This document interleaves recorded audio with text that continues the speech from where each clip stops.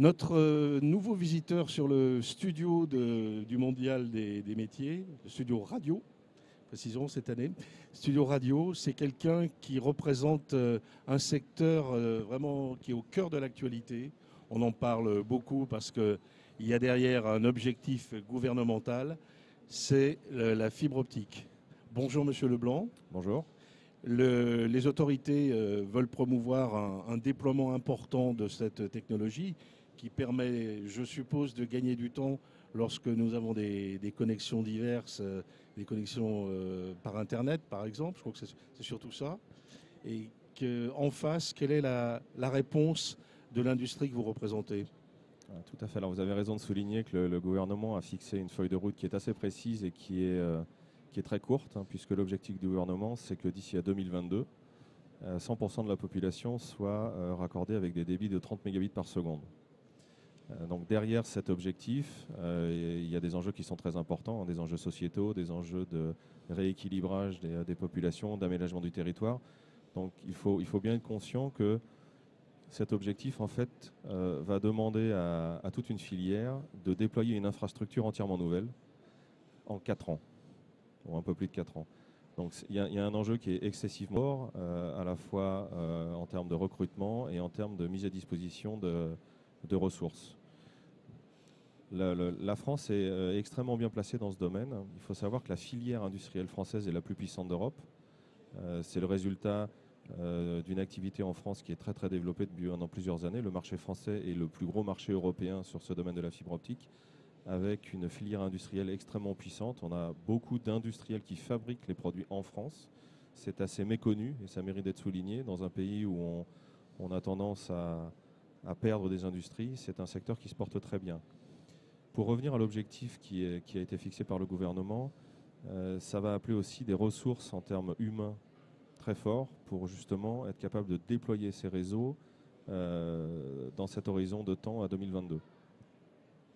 Donc là, de la même façon, la filière se mobilise et s'est mobilisée pour être capable d'identifier les métiers et pour être capable de mettre en face des besoins qui sont estimés à plusieurs milliers de recrutements, des formations, qu'elles soient à l'adresse des jeunes en recherche d'emploi ou de la formation continue pour permettre à des gens déjà en emploi éventuellement de changer d'orientation.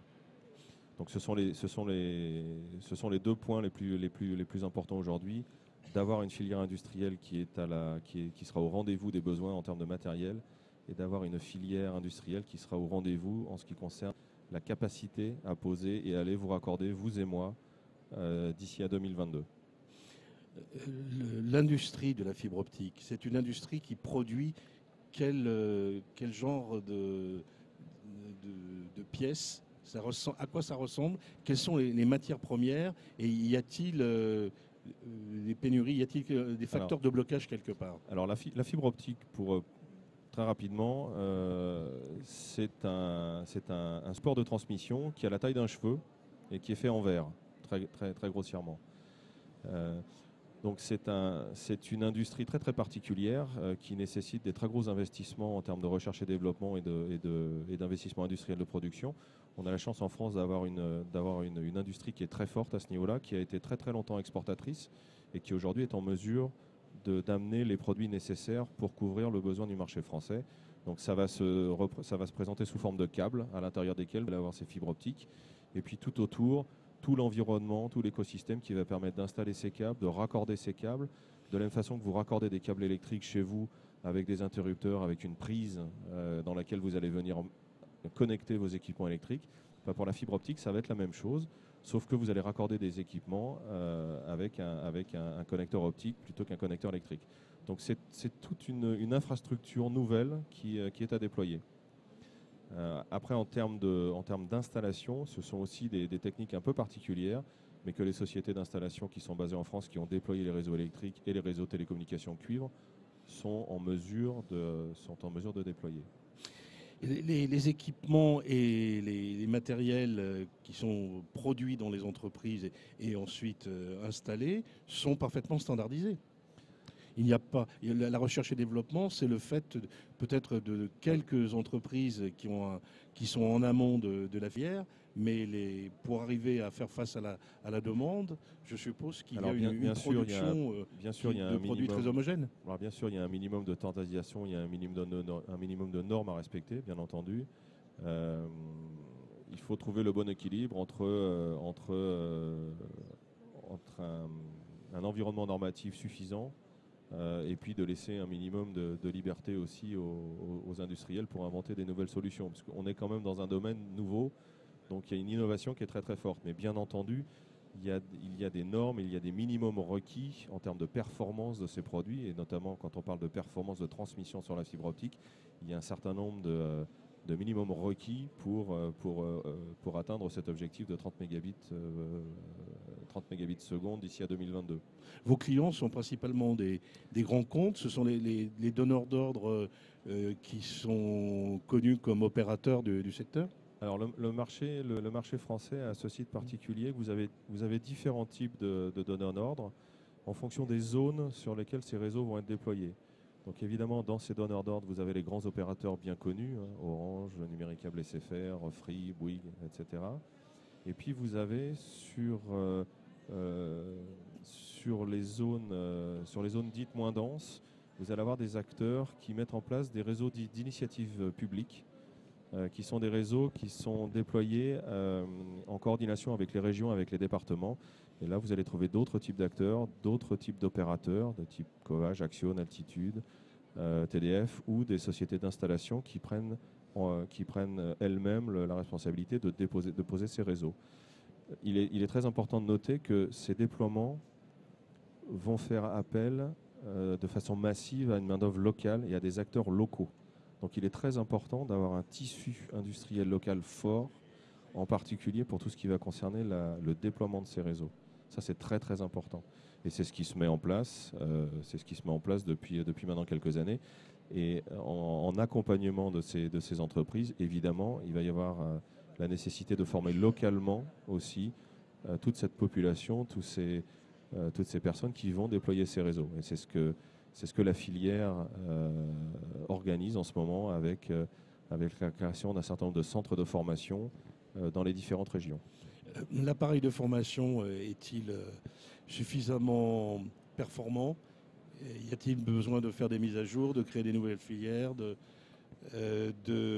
relever le niveau, faire monter en compétence des gens qui ont déjà des bases techniques suffisantes? Tout à fait.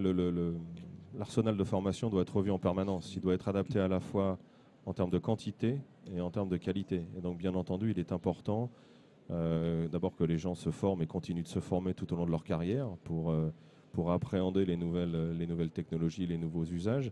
Il est aussi important que les centres de formation se mettent également de niveau de façon très régulière. Donc oui, ce sont évidemment deux critères très importants qui sont pris en compte dans le déploiement de ces formations, bien entendu.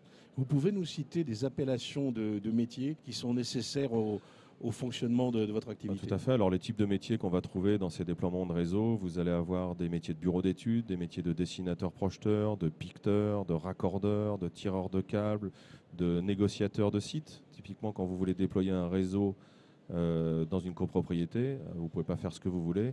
Donc il va aussi y avoir besoin de compétences pour aller négocier avec le syndic par où vous allez faire passer ces réseaux. Donc il y a énormément de métiers nouveaux. C'est ça qui est très intéressant dans ce domaine de l'optique, c'est que vous avez des métiers nouveaux. Et il y a même un certain nombre de métiers qu'on ne connaît pas encore, qui arriveront d'ici 2, 3, 4 ans, qui seront liés à la maintenance de ces réseaux, qui seront liés aux nouveaux usages. Donc c'est ça qui est passionnant dans ce domaine, c'est qu'on déploie une nouvelle infrastructure avec des nouveaux produits, avec des nouveaux métiers. Et donc il faut mettre en place tous ces métiers. En qualification et en niveau d'études et en qualification, ça correspond majoritairement à quel profil? C'est très très vaste. Ça va aller du bac pro jusqu'à des niveaux d'ingénierie. Donc en fonction du domaine dans lequel vous allez considérer, vous allez avoir vraiment différents niveaux. Il y a une palette extrêmement large. C'est ça aussi qui est très très intéressant. les niveaux de formation sont très larges. Y aurait-il une pénurie de main-d'œuvre actuellement? Enfin, de main-d'œuvre, de personnel au sens large. Il y a une certaine tension, oui, c'est sûr, parce que c'est encore une fois, les objectifs sont très ambitieux, ils ont été rappelés, donc il y a une croissance très forte. Donc oui, il y a aujourd'hui une certaine tension. Je vous rappelle quand même qu'on est en train de construire une infrastructure nationale en moins de 10 ans. Imaginez si vous aviez créé le réseau d'électricité en 10 ans, ouais, le réseau TGV en 10 ans, le réseau d'eau en 10 ans. Donc oui, il y a une tension, mais c'est ça aussi qui fait que les choses avancent et avancent extrêmement vite.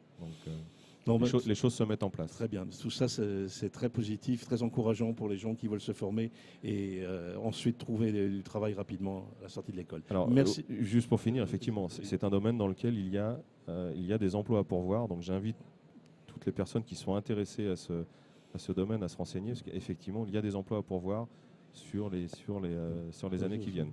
Dans la fibre optique. Merci, Monsieur Leblanc. Merci à vous. Au revoir. Le 22e mondial des métiers à Eurexpo du 1er au 4 février. Un salon pour découvrir les métiers d'aujourd'hui, de demain, l'emploi et les formations pour mieux choisir, construire ou reconstruire son parcours professionnel. Pour tout savoir, rendez-vous sur www.mondial-métier.com.